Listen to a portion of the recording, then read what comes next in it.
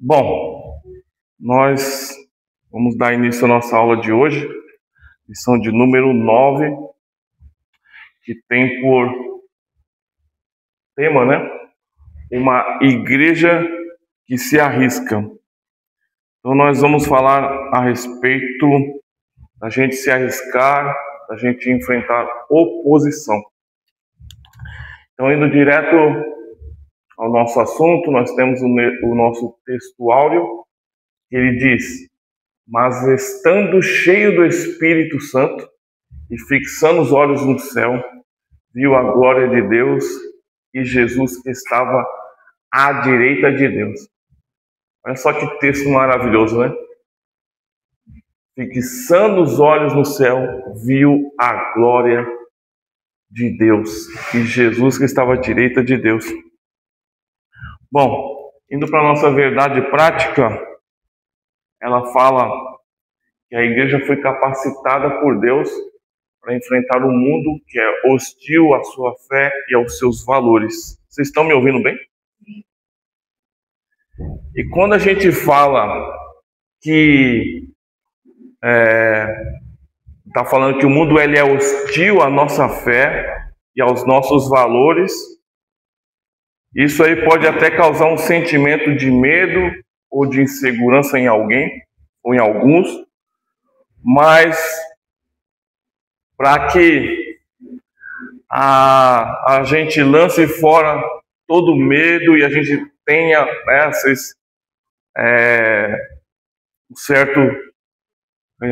uma palavra de paz e de segurança para lançar fora o medo.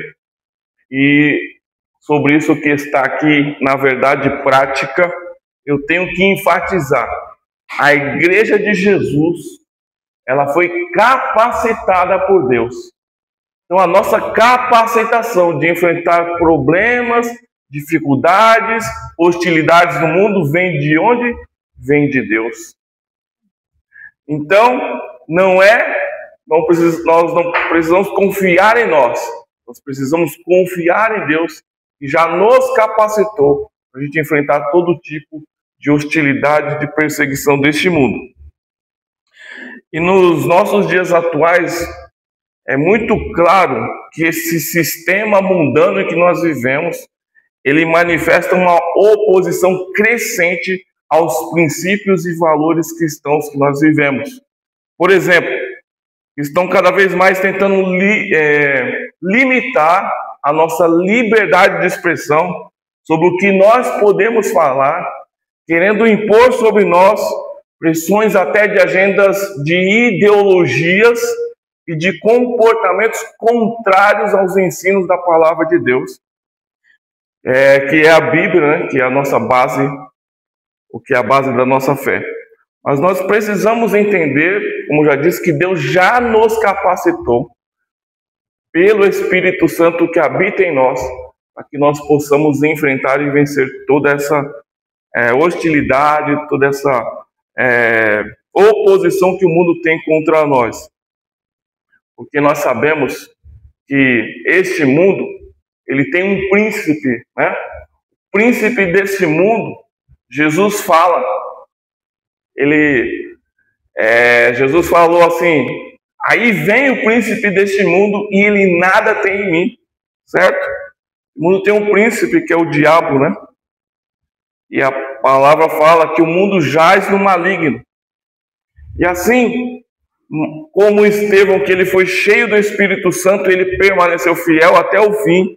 A igreja de hoje precisa ser cheia do mesmo Espírito para permanecer fiel aos seus valores e para enfrentar os desafios espirituais e morais do nosso tempo. E o segredo para vencer o medo e permanecer firmes é a gente viver sempre na dependência do Espírito Santo de Deus que habita em nós, para que venha a perseguição que vier, que possa, até como em muitos lugares já acontece no mundo hoje, em que muitos cristãos, eles são até mortos por serem cristãos, nós precisamos sempre depender do Espírito Santo em nós, para que a gente não negue a nossa fé, para que a gente possa resistir até o final aconteça o que acontecer, e assim nós vamos receber o quê? A coroa da vida. Amém? Então nunca se esqueça disso.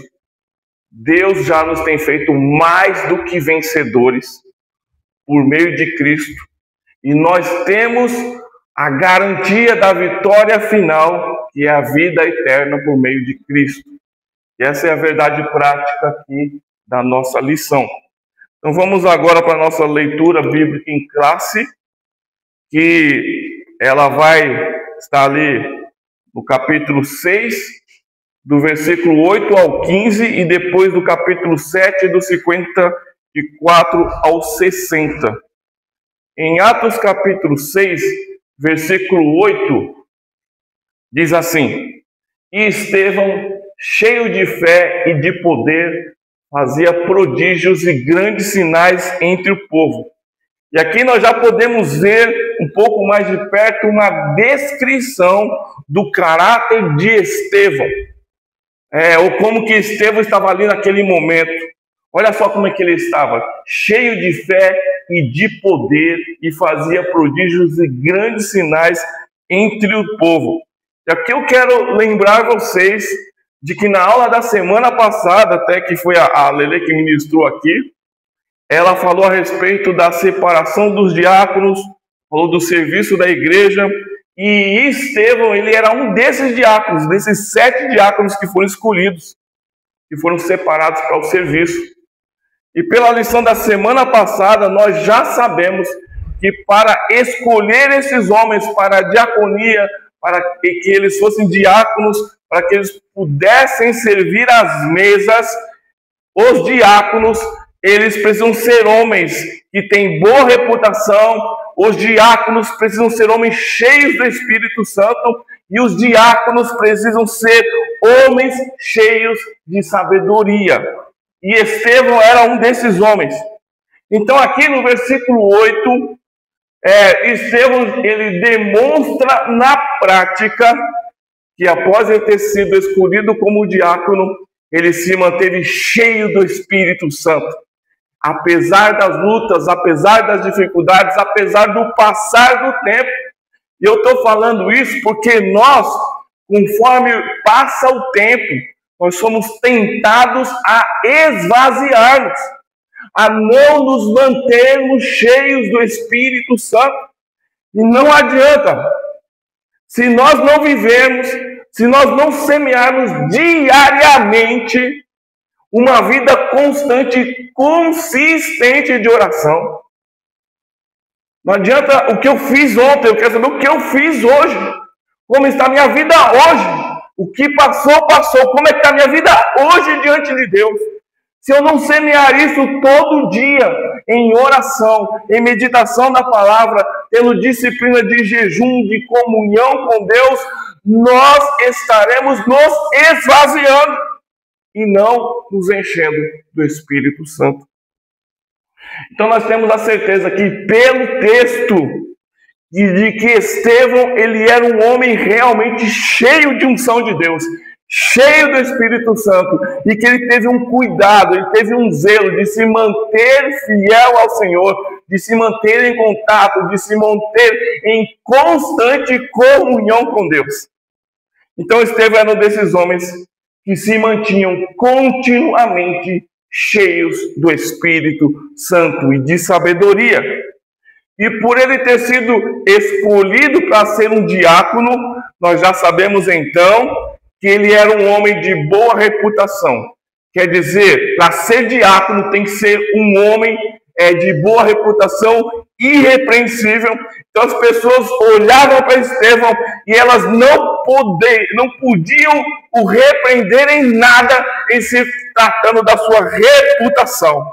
Então nós já sabemos que Estevão, como diácono, chamado para servir ao Senhor, ele tinha essas características, e as características que os diáconos, que os servos de Deus têm que ter para servir às mesas, conforme está em Atos capítulo 6, versículos 1 a 7, e foi o que nós estudamos aqui na aula da semana passada.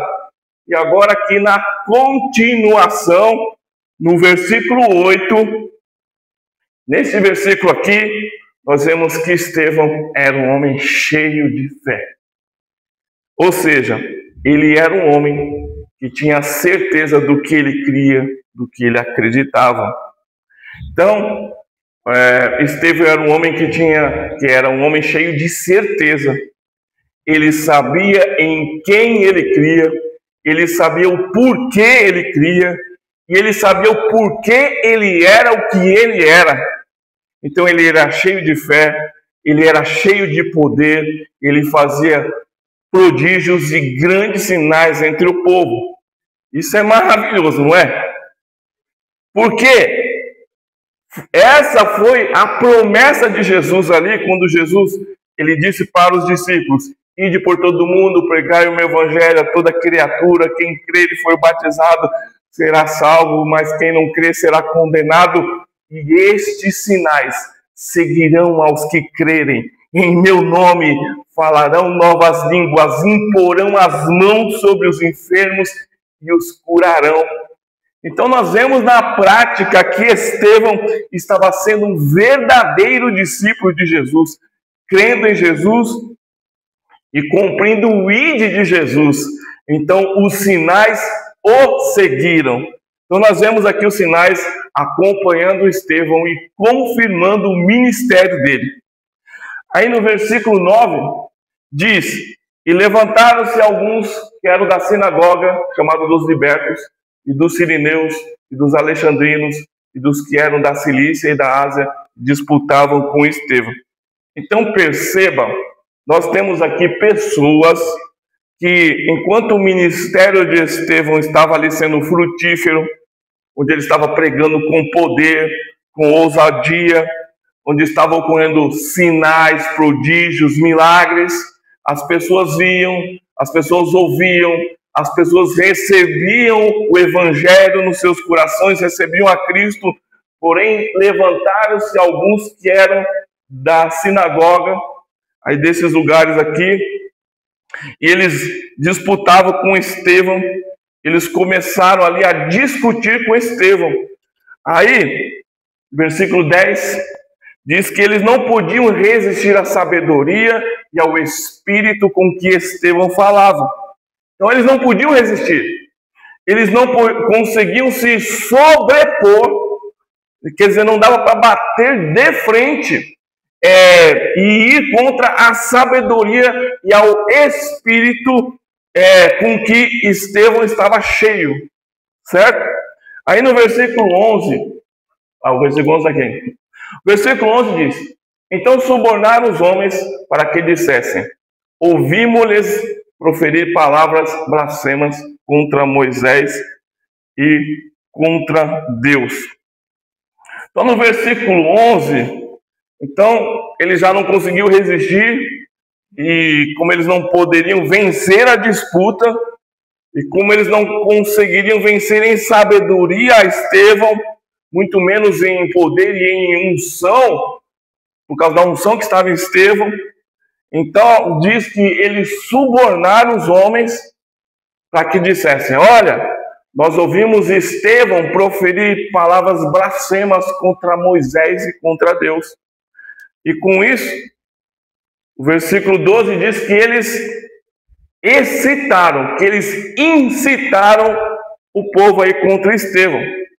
Falando tipo assim: peraí, vocês vão deixar esse homem falando contra o tempo, vão falar contra Deus, vão falar contra o que Moisés nos ensinou?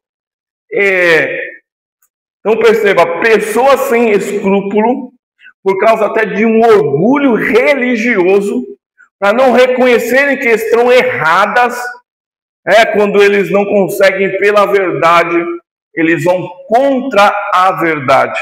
Então aí eles vão inventando mentiras. E a gente sabe disso. A gente sabe que está acontecendo isso. A gente sabe que isso acontece a todo momento. E a igreja precisa estar de pé diante de Deus, no sentido de que a gente tem que permanecer firme.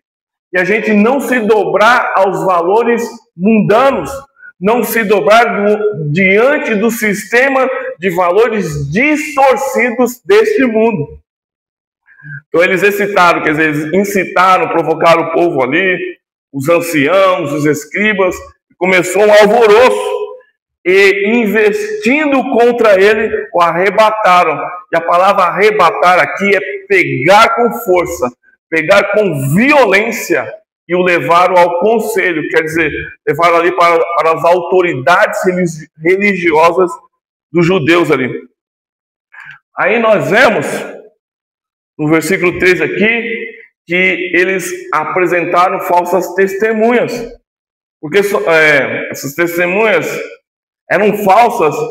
Aliás, a única testemunha verdadeira ali era o próprio Estevão, certo? Testemunha, no original, mártir, né? O mártir, que é testemunha, quando está lá no texto, vós sereis minhas testemunhas, a palavra no original ali é mártir, quer dizer, não é uma simples testemunho de que alguém viu, é alguém que está disposto até a morrer por causa da fé em Cristo. Então, eles apresentaram essas falsas testemunhas que diziam: este homem não cessa de proferir palavras blasfemas contra este santo lugar e contra a lei. Aí no versículo 14, porque nós lhe ouvimos dizer que esse Jesus Nazareno há de destruir esse lugar e vai mudar os costumes que Moisés nos deu. Então, a gente já conhece as narrativas que estão por aí, que inventam tantas coisas, como, por exemplo, os cristãos, os evangélicos, eles são homofóbicos, quando na verdade, nós como cristãos, nós sabemos que nós devemos amar as pessoas. Amar. Mas amar não significa eu concordar com as atitudes erradas delas. Nós devemos, como Deus nos ensina, a amar o pecador, a amar o próximo, mas odiar o pecado. Porque o pecado, ele destrói e leva as pessoas para o inferno. Não é isso? Então, nós não vamos entrar em muitos detalhes aqui, mas o que fazem nos nossos dias eles ali também colocavam narrativas contra as pessoas para falar mal. Os cristãos, eles fazem isso, quando na verdade não é isso. São acusações falsas, distorcidas contra nós. E aqui nesses versículos é o que Estevão está sofrendo. Esses homens ali, eles estão fazendo falsas acusações contra Estevão. Olha, ele está falando contra o templo, ele está falando contra o nosso Deus. Coisas que mexiam, coisas que afetavam muito ali a vida dos líderes ali, dos líderes dos judeus ali. Eles valorizavam o templo até acima de muitas coisas, né? Aí no versículo 15, diz que então todos os que estavam assentados no conselho, fixando os olhos nele, viram seu rosto como o rosto de um anjo. Olha só. E nós podemos dizer aqui, como alguns historiadores dizem, que a aparência do rosto de Estevão mudou. Então, provavelmente eles ficaram espantados com aquilo. Olha só, estão olhando, parece um anjo. Quer dizer, eu imagino ali como as pessoas olharam para Moisés, né, viram a glória de Deus no rosto de Moisés. E a glória de Deus estava ali sobre o rosto de Estevão. Aí nós temos na nossa lição aqui, já pula para o versículo 54 do capítulo 7, que diz: e ouvindo eles isso, eles enfureciam-se no seu coração e rangiam os dentes contra ele. Então eles ficaram cheios de raiva, de ira, de fúria, ficaram muito irados ali contra Estevão. Esse versículo 54, ele está logo depois, ou já está depois da defesa ali de Estevão. E nós vemos aqui que nós estava no versículo 15, que é o último versículo do capítulo 6, e nós já pulamos para o versículo 54 do capítulo 7. E o capítulo 7, nós temos a defesa de Estevão. Então nós vemos Estevão fazer a defesa da sua fé. E que defesa, hein? Meu Deus! Então ele traz todo um conteúdo histórico, ele vai lá desde a chamada de Abraão, aí vai trazendo até chegar em Jesus, e ele vai mostrando e provando que Jesus era o Cristo, o Messias prometido lá no Antigo Testamento.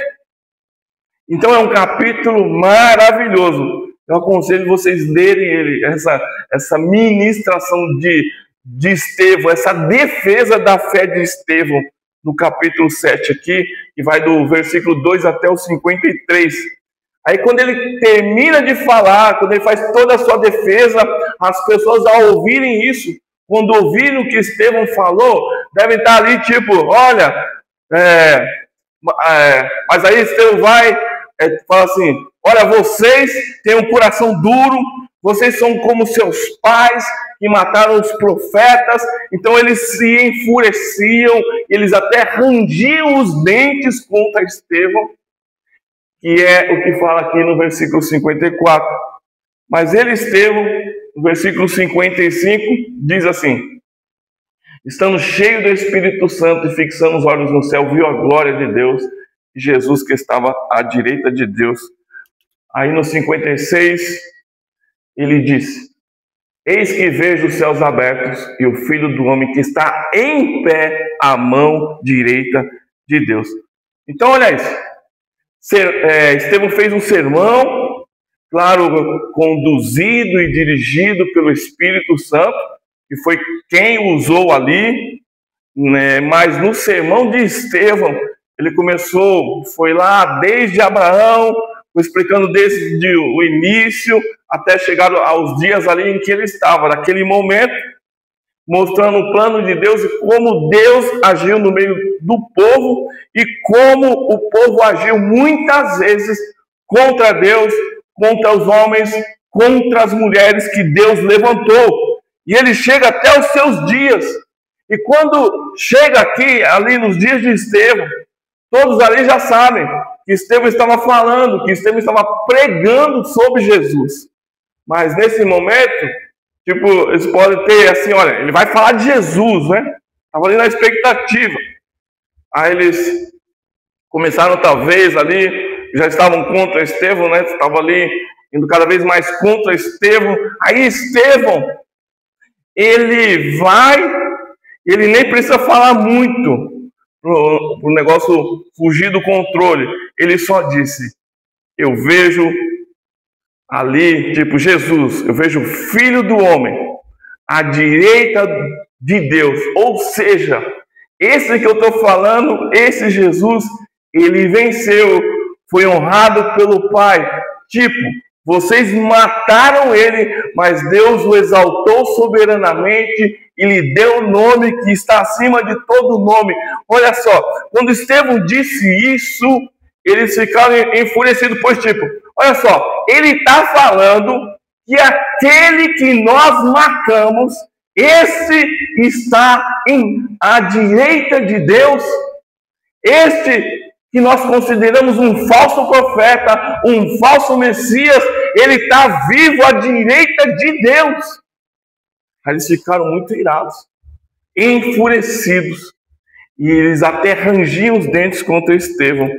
Aí no 57, eles gritaram com grande voz, taparam os ouvidos e arremeteram unânimes contra ele. Então foram ali, todo mundo pegou Estevão, né? Aí no 58, expulsando-o da cidade, arrastado com certeza, eles o apedrejavam, jogavam ali pedras nele, e com certeza eles jogavam pedras com muita raiva, porque eles estavam loucos e enfurecidos de raiva. Eles até rangiam os dentes contra Estevão. Imagina isso.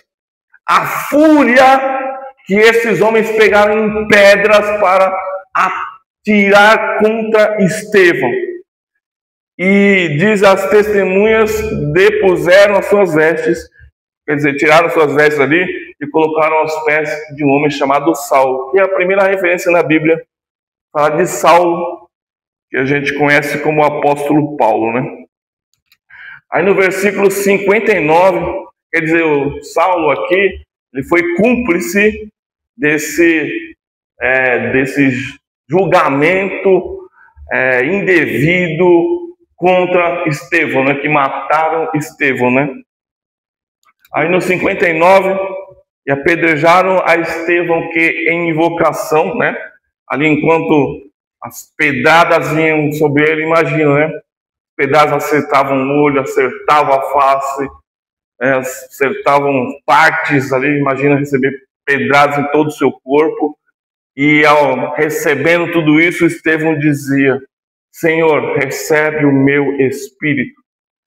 Então, irmãos, a certeza de alguém que sabe para onde vai, porque crê em Jesus e sabe que Jesus foi preparar um lugar. A certeza de alguém que sabe que já está concluindo a sua missão aqui na terra. A certeza de alguém que, meu Deus, esse é um homem cheio de fé. Não é? Esse é um homem cheio de fé. Aí no versículo 60 diz: E pondo-se de joelho, clamou com grande voz: Senhor, não lhes imputes este pecado. E tendo dito isto, adormeceu, né? Quer dizer, ele morreu. E aqui temos então a palavra-chave da nossa lição, que é martírio. E vamos prosseguir para a introdução da nossa lição. E na introdução, nós vamos conhecer mais sobre Estevão, que foi um dos 7 homens escolhidos para a diaconia, um autêntico cristão destemido. Então, nós vamos entender melhor sobre este homem, servo de Deus, servo mesmo, hein? Porque ele estava disposto a servir a Deus até as últimas consequências. Então, Estevão é esse homem cheio de fé, cheio do Espírito Santo, uma pessoa extraordinária, de grande fé, cheio de sabedoria, um cristão verdadeiro e destemido, sem medo nem mesmo da morte. Estevão não temeu nem mesmo a morte até o último segundo ali da sua vida. E aqui eu quero dizer, nós precisamos nos lembrar das palavras de Jesus que nos fala em Mateus 10, 28. Nós não devemos temer os que matam o corpo e não podem matar a alma. Nós devemos temer antes aquele que pode fazer perecer no inferno tanto a alma quanto o corpo. E quem é que pode fazer isso? Só Deus pode fazer isso. Então é só a Ele que nós devemos realmente temer. Afinal, o máximo que os homens podem nos fazer é tirar a vida deste corpo aqui, este corpo mortal. Mas nós temos em Deus uma viva esperança. Nós temos a esperança da vida eterna. E Estevão, ele sabia a quem pertencia. Ele sabia para onde ele iria após a sua morte.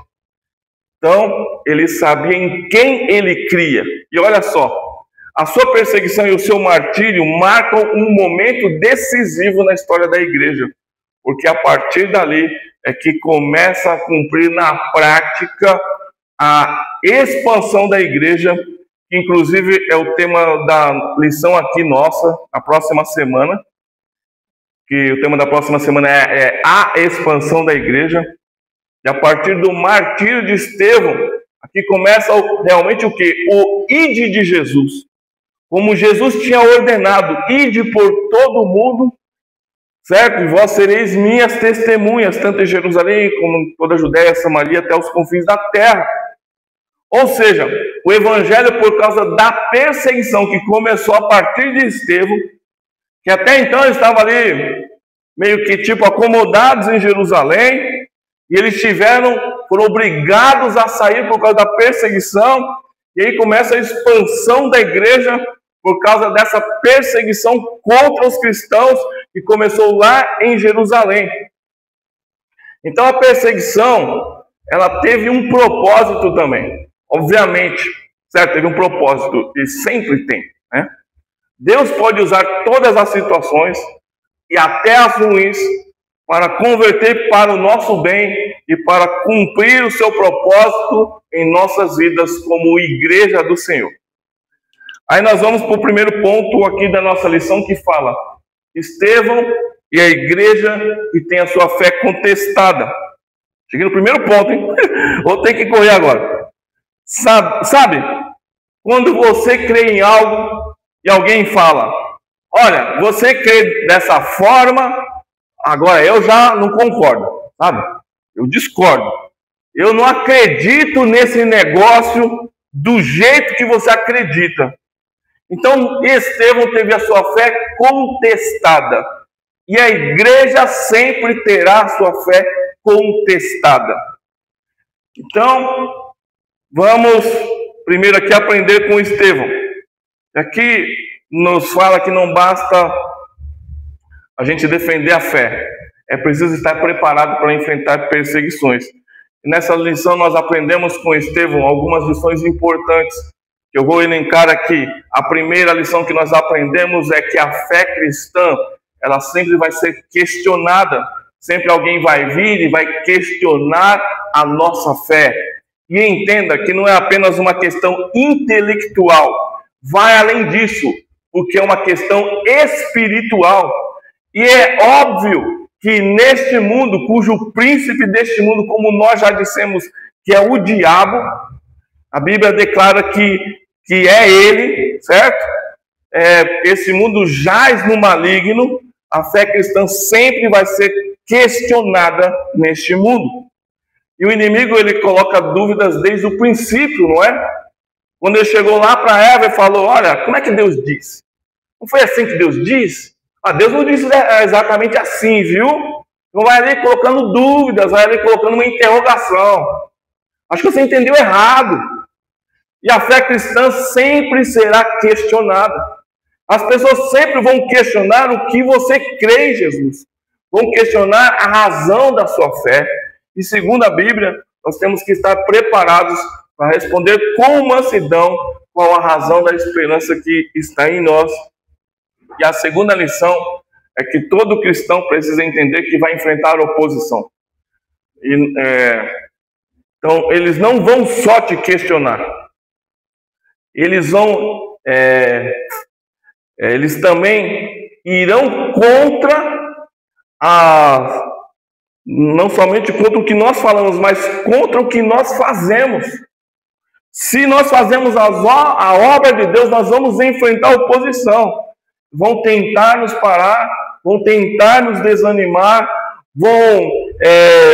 você vai fazer e alguém vai querer desfazer o que você está fazendo. Você vai pregar e alguém vai querer vir e despregar o que você está pregando. E vão querer ir contra o que você está ensinando na palavra de Deus. A terceira lição ensina que a nossa fé será provada. A nossa fé será colocada à prova. E neste momento não pode haver espaço para indecisão. Todo cristão precisa saber em quem ele crê e por que ele crê. E estando preparado para explicar e defender a razão da sua esperança, conforme ensina o apóstolo Pedro. Então a escola bíblica aqui tem que ter justamente esse propósito: fortalecer a nossa convicção sobre as verdades fundamentais da nossa fé, a autoridade da Bíblia, a ressurreição de Jesus, a certeza de que Deus cuida de nós, da nossa fé em Cristo, a certeza da nossa salvação que nós recebemos pela graça, por meio da fé em Jesus. Essas convicções, elas serão desafiadas, seja por questionamentos, críticas ou até por zombarias contra a nossa vida. Então o cristão deve estar sempre preparado para defender a sua fé com firmeza e sabedoria. E aqui não é uma questão de, entre aspas, defender Jesus. Porque Jesus, ele não precisa de que ninguém o defenda. O que você precisa defender é a sua fé, é a razão da esperança que há em você. Você precisa sustentar e sustentar muito bem o que você crê, mesmo diante de oposição ou de circunstâncias que se levantarem contra a sua vida. Entretanto, não é só uma questão de defender a fé, mas também caso venham perseguições, você entender e também buscar estar capacitado em Deus para enfrentar essas perseguições contra a sua vida. O exemplo de Estevão mostra coragem e fidelidade até a morte. Assim também nós devemos permanecer firmes, ainda que isso custe a nossa liberdade, custe perder os nossos direitos civis e custe até a nossa própria vida, como já acontece com muitos cristãos em muitos lugares no mundo hoje. Então, nenhuma ameaça, seja de governos, sistemas ou pessoas, deve poder ser capaz de te fazer negar a fé em Jesus, de negar a Jesus. Precisamos lembrar que a nossa vida aqui na Terra ela é passageira. Ela é como uma névoa que se dissipa logo. Diz que é como um conto ligeiro. E a vida eterna com Cristo, essa é a que deve ser o nosso verdadeiro alvo. Ou seja, permanecer fiel aqui, com a nossa fé em Cristo, serve também como um teste para a nossa fé, que determinará o nosso destino eterno. Por isso nós devemos sempre vigiar e orar, a gente não cair em tentação e permanecermos firmes e fiéis a Jesus, pois quem perseverar até o fim tem a promessa de que receberá a coroa da vida e será coroado com a vida eterna. Mas quem o negar, quem negar a fé, quem abandonar a fé, quem desistir, enfrentará a morte eterna, que é a separação eterna de Deus. O segundo subponto fala a fé sob ataque. Aí nós vemos que um grupo de judeus que vivia fora de Israel, e nós vemos ali, são os helenistas. Grava esse nome, hein? Ó, dica de prova aí. Esses helenistas, eles se levantaram contra Estevão. Quer dizer, eles não concordaram com o que Estevão estava ali falando, eles começaram a ir contra o trabalho dele, o que ele estava fazendo, o que ele estava pregando, e a gente vê que Jesus já tinha sido atacado anteriormente, pois os judeus, os fariseus, os saduceus, eles foram contra Jesus também. E agora isso se repete ali com Estevão, que ele estava pregando a Cristo, ele estava realizando sinais e milagres da parte de Deus, aí vem essas pessoas se levantando contra ele. Logo, repetindo mais uma vez aqui, a fé cristã sempre será alvo de objeção, de oposição e de críticas. Sempre alguém vai se levantar para atacar a nossa fé. Uma igreja que é bíblica, uma igreja que prega a palavra da verdade, de verdade, não vai estar, irmãos, agradando o mundo de maneira nenhuma. Não vai estar sendo popular nesse mundo, não vai. A igreja verdadeira, uma igreja verdadeiramente bíblica, ela sempre vai sofrer ataque. Aquele lá é um povo que vai contra tudo, e contra todos. Aquela igreja, essa é mais uma igreja antiquada, retrógrada, uma igreja para trás, enfim, podem falar muita coisa, mas a igreja que é verdadeira, se ela é uma igreja verdadeiramente bíblica, genuinamente cristã, ela vai sofrer ataques e ela vai ter a sua fé contestada neste mundo. Aí o terceiro subponto para a disputa com Estevão. Então diz em Atos 6:9, nós já lemos, que levantaram-se alguns lá das sinagogas dos libertos, enfim, disputavam ali. Essa palavra disputavam, no original grego, ela sempre era usada para falar de discussões filosóficas ou religiosas. Então, sabe, ali os sábios, eles se reuniam para discutir temas importantes entre eles, e ali vários temas eram sendo examinados. Então eles estavam disputando, eles estavam debatendo as ideias dele ali, as ideias de Estevão.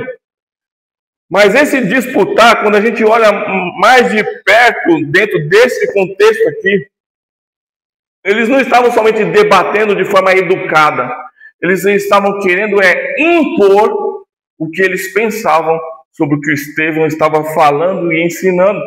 Eles estavam tentando calar o que Estevão estava falando. Eles estavam fazendo com que Estevão simplesmente engolisse o que eles pensavam e engolisse a ideologia deles. E é o que o mundo faz, que o mundo sempre faz.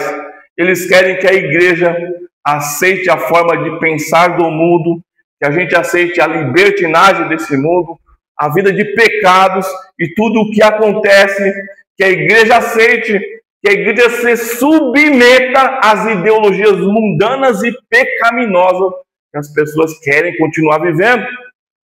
E que a gente até passe a pregar sobre isso. A gente passa até a ensinar essas coisas. Tipo, tô lendo aqui, mas não está batendo com a sociedade. Então vamos ter que atualizar a Bíblia. A pessoa quer atualizar a Bíblia. Já ouviram isso? A Bíblia precisa ser atualizada. Mas, obviamente, nós não podemos e não seremos influenciados por essa cosmovisão mundana. Então, quando a gente vê aqui o comentarista da nossa revista, o pastor José Gonçalves, aqui nesse subponto da lição, ele vai dizer: os judeus helenistas não estavam simplesmente discutindo com Estevão, eles estavam procurando a todo custo sobrepor sua cosmovisão através de uma narrativa bem construída. Aí temos a falsa narrativa. O que é uma cosmovisão? Uma cosmovisão é o modo de pensar de uma pessoa a respeito do mundo, a respeito das coisas. Tudo bem? É a visão desta pessoa, do seu pensamento sobre tudo. E eles aqui queriam impor, obrigar que Estevão pensasse do jeito deles. E aí, como isso não deu certo, porque Estevão ali não abre mão dos seus valores, não abre mão da sua fé, eles inventaram, eles partiram para compartilhar ali, fake news, notícias falsas. Eles partiram para levantar falso testemunho, para acusar injustamente a Estevão.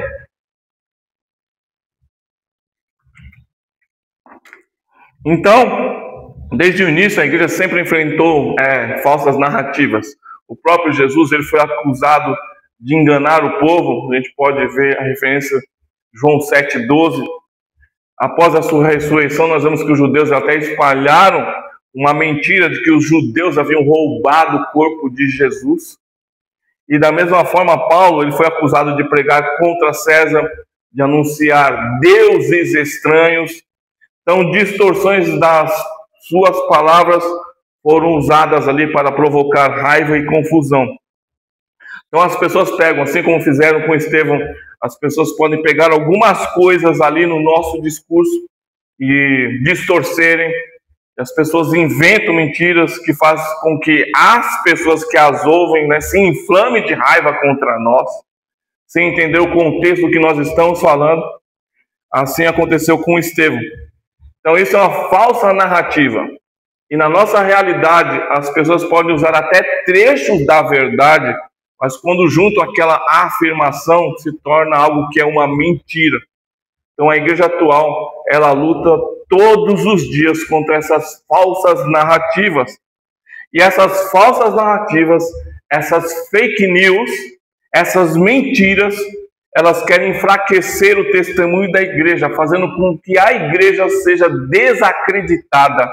As pessoas vão olhar, vão dizer, aqui lá é um bando de, como dizem, bando de preconceituoso, de gente retrógrada, de gente atrasada. Aquele povo lá, aquela igreja, que lá é um bando de gente sem amor. Narrativas, falsas narrativas.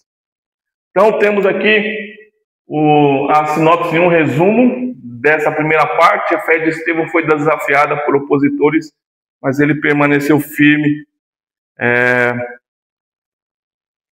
firme na verdade. Então a fé de Estevão foi desafiada, veio o vento, veio as palavras contrárias, oposição soprando forte, mas ele permaneceu firme na verdade. Então o ponto 2 aqui da lição vai falar de Estevão e a igreja que defende a fé.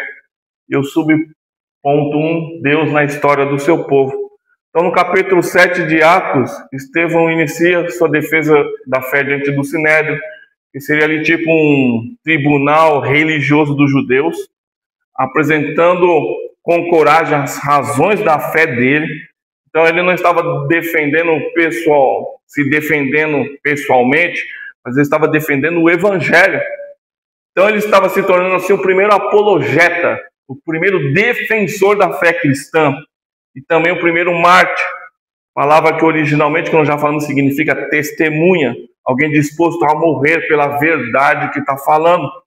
Então, ele estava cheio do Espírito Santo, e estando cheio do Espírito Santo, Estevão faz uma exposição inspirada por Deus dentro da história de Israel, mostrando como Deus sempre agiu no meio do seu povo, e como Jesus, ele é o Messias prometido ali no Antigo Testamento.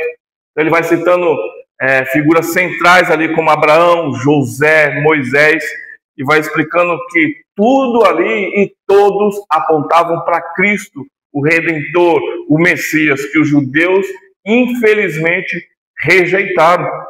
Então Estevão demonstra o verdadeiro sentido da apologética cristã, que é defender a fé apresentando Jesus como o centro de toda a mensagem da Bíblia. A verdadeira defesa da fé não busca justificar os erros humanos, mas revelar o plano divino de salvação. Infelizmente tem muita gente que vai na Bíblia para tentar descobrir até quanto eu posso pecar, até quanto eu posso ir, eu posso, ter uma desculpa para continuar vivendo do jeito que vive. Mas nós temos que ir para a Bíblia para conhecer a Jesus, para ter intimidade com Jesus, para nós sermos mais parecidos com Ele. O homem é falho, nós somos falhos. Mas Deus nos separa para a sua glória, para o seu serviço. Jesus veio como nosso Senhor e Salvador. E pela graça e fé nele, nós andamos e devemos andar a cada dia em novidade de vida. Pela graça dele, pelo Espírito dele que habita em nós. Então assim Estevão se torna um exemplo de fidelidade, sabedoria e coragem, mostrando que defender a fé acima de tudo é exaltar a Cristo como o único caminho para Deus. Aí no segundo subponto vai falar dos corações endurecidos. Aqui nessa imagem, olha só que interessante. Tem uma pedra em formato de coração. Então, Estevão, quando ele está lá concluindo a sua defesa em Atos 7:51, ele vai dizer assim: homens de dura cerviz, homens teimosos, homens difíceis, homens que não se convertem, que não se examinam. Vocês são teimosos, vocês são incircuncisos de coração e de ouvidos. Vocês têm um coração endurecido, o ouvido surdo. Vocês sempre resistem ao Espírito Santo. Assim vocês sois como os pais de vocês. Estevão está falando, vocês não são diferentes dos seus pais, que resistiram ao Espírito Santo, que mataram os profetas que Deus enviou no meio de vocês. Vocês não dão ouvidos ao que Deus está falando. Deus falou com ele. Os seus pais também mataram os profetas que foram enviados. Vocês mataram a Jesus, o Messias prometido. Então, ele faz uma defesa, irmãos, maravilhosa. Mas mesmo diante das provas claras apresentadas por Estevão, descrevendo as promessas sobre o Messias no Antigo Testamento, eles escolheram ignorar a verdade, eles escolheram tapar os ouvidos. Não quero ouvir isso. Então precisamos entender que Deus não vai convencer ninguém contra a sua própria vontade, pois Deus sempre irá respeitar o nosso livre-arbítrio. Claro que o Espírito Santo é Ele quem nos convence, certo?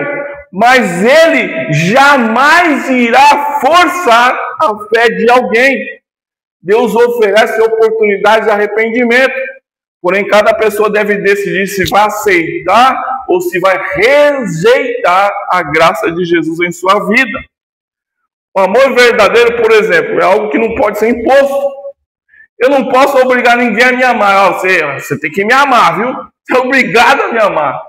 Da mesma forma, é com Deus. Deus deseja ser amado por nós voluntariamente.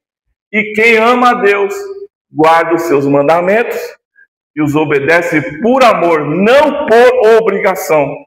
Por isso, corações endurecidos são os que rejeitam a graça, mesmo quando confrontados com a verdade, como esse povo aqui está sendo confrontado com a verdade. Então, nenhum argumento humano, por mais persuasivo, por mais inteligente que seja, pode converter uma alma. A tarefa nossa como cristãos é anunciar a palavra com fidelidade, como Estevão fez, mas quem convence será sempre o Espírito Santo de Deus. Assim nós aprendemos que a rejeição da nossa mensagem, pelo fato da dureza do coração das pessoas, não anula a nossa missão. O papel do cristão é proclamar com amor a verdade, confiando que Deus é quem age nos corações, dispostos a dar ouvidos à mensagem e ao Espírito Santo, e que não permanecem teimosamente endurecidos e se negam a crer no Evangelho de salvação de Jesus.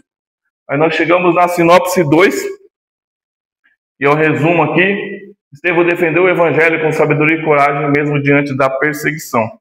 Aí vamos correr aqui para a gente terminar o ponto 3. Estevão e o martírio da igreja. Subponto 1, contemplando a vitória da cruz. Nos fala ali do sofrimento da igreja. Martirizar é sempre causar sofrimento e até levar à morte, se possível. Isso é um martírio. Agora nós vamos ver Estevão e o martírio da igreja, primeiro contemplando a vitória da cruz. Olha que imagem chocante.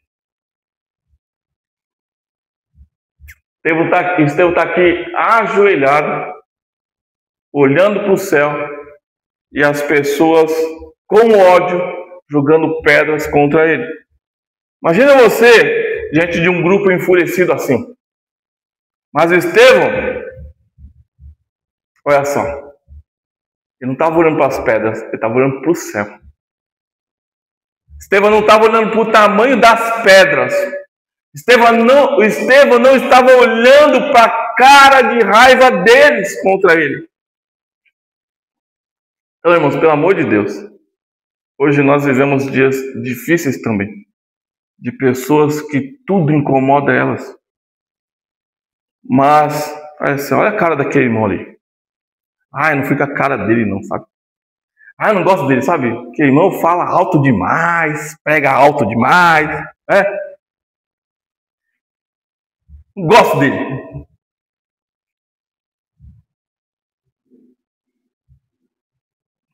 Olha o que aquele irmão está falando, sabe? Eu não gosto do jeito que ele fala. Mas, irmão, pelo amor de Deus, diante da dificuldade, diante da aflição, não olhe para isso. Olhe para o céu e veja a glória de Deus. Sabe por que muitos não veem a glória de Deus?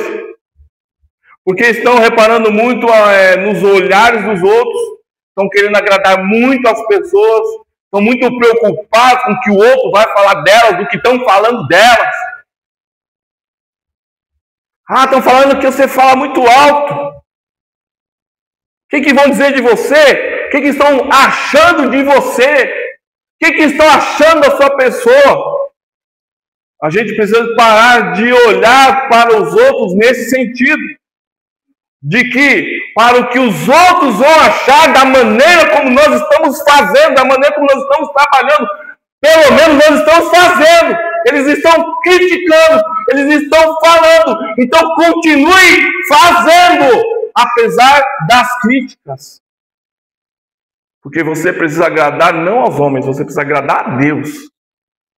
Então precisamos parar de olhar para o tamanho das dificuldades, para o tamanho da prova. Precisamos olhar para o céu. Então olhe para Deus e veja, contemple a glória do Senhor sobre a sua vida e permaneça fiel, permaneça de pé. E se não der para ficar de pé, melhor ainda fique de joelhos, como fez Estevão. Ou seja, a lição central aqui para nós é, como cristãos, nós não devemos fixar os nossos olhos nas dificuldades, na crítica e nas opiniões dos outros. Nós precisamos manter o nosso foco firme, olhando para Jesus, que é o autor e o consumador da nossa fé. Muitos hoje se distraem, focando seus olhares nos problemas e nas opiniões das pessoas, esquecendo que a vitória vem quando nós olhamos somente para Jesus e não para as dificuldades, as circunstâncias que vêm contra a nossa vida. Uma igreja que contempla o Cristo glorificado, olha para cima, ela não teme perseguições, ela não nega a sua fé, porque ela vive na certeza da vitória conquistada lá na cruz. O exemplo de Paulo, disposto até a morrer por Jesus, ali em Atos 21:13, falou: estou disposto a entregar minha vida lá em Jerusalém por causa de Jesus. Reforça que quem mantém os olhos em Cristo, no Cristo exaltado, não tem nada a temer. Nós vamos lembrar do que está escrito em Hebreus 12, onde diz que nós também que estamos rodeados de uma tão grande nuvem de testemunhas. Testemunhas no original são mártires. Ali do capítulo 11, como nós conhecemos ali os heróis da fé, eles ali chegaram ao fim da corrida da vida. E que agora devem eles, olhando nós para eles devem nos inspirar. Esses homens deram suas vidas pela sua fé, para que nós, estando rodeados dessa tão grande de nuvem de testemunhas, desses mártires, desses heróis, para que a gente continue, para que a gente permaneça firme na fé, para que a gente não desista diante dos problemas, das dificuldades, das oposições contra a nossa vida como igreja do Senhor. Por isso devemos deixar todo o pecado, todo o embaraço tão de perto nos rodeia, que nos atrapalha, todo o peso, e correr com perseverança a carreira que nos está proposta, olhando sempre para Jesus. Assim como Estevão, que viu Jesus em pé à direita de Deus, o cristão é chamado a olhar para o alto, para o destino eterno, e não para o sofrimento presente em sua vida. A verdadeira vitória está em permanecer fiel até o fim, com os olhos fixos em Cristo, contemplando a vitória da cruz. E Estevão, ele ficou ali olhando para o final da corrida, para a dificuldade? Não, ele olhou para Jesus, e ele viu, então ele olhou para cima, e o que ele viu? Ele viu Jesus de pé, à direita de Deus, né? Quer dizer, Jesus não estava mais sentado, Jesus estava de pé. Como quer dizer, eu estou aqui para te receber, Estevão, daqui a pouco você está comigo. Jesus se levantou, ele viu Jesus de pé para o receber. E a gente fica reclamando da nossa vida, né? Da nossa situação. Deus nos ajude. Que a sua graça seja abundante sobre nós e que Ele tenha misericórdia das nossas vidas. Segundo subponto, perdoando o agressor. A última declaração de Estevão antes da sua morte é marcante o que ele fala, não é? Ele olha para aqueles que o estão agredindo, mas ele ora para Deus e ele não os considera culpados. Não, ele ora para Deus não os culpar por aquele ato contra a vida deles.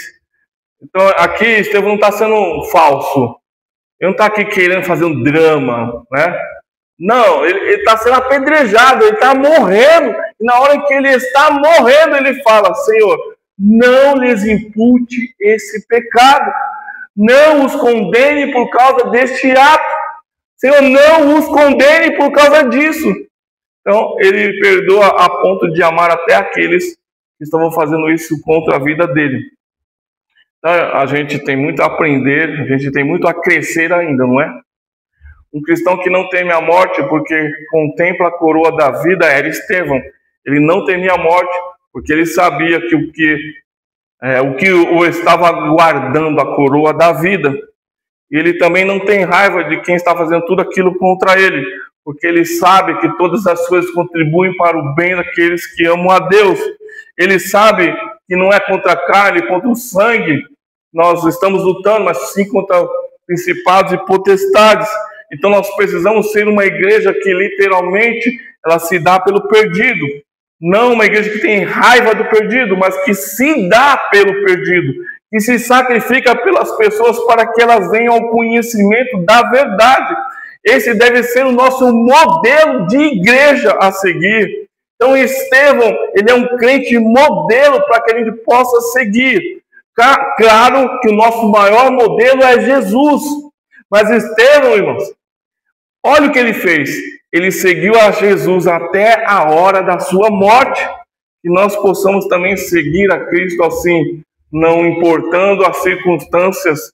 Então essa aula não é simplesmente sobre Estevão, essa aula é sobre Cristo, porque Estevão teve a sua vida baseada em Cristo, não é isso? Então ele foi um cristão de verdade, que nós possamos também ser.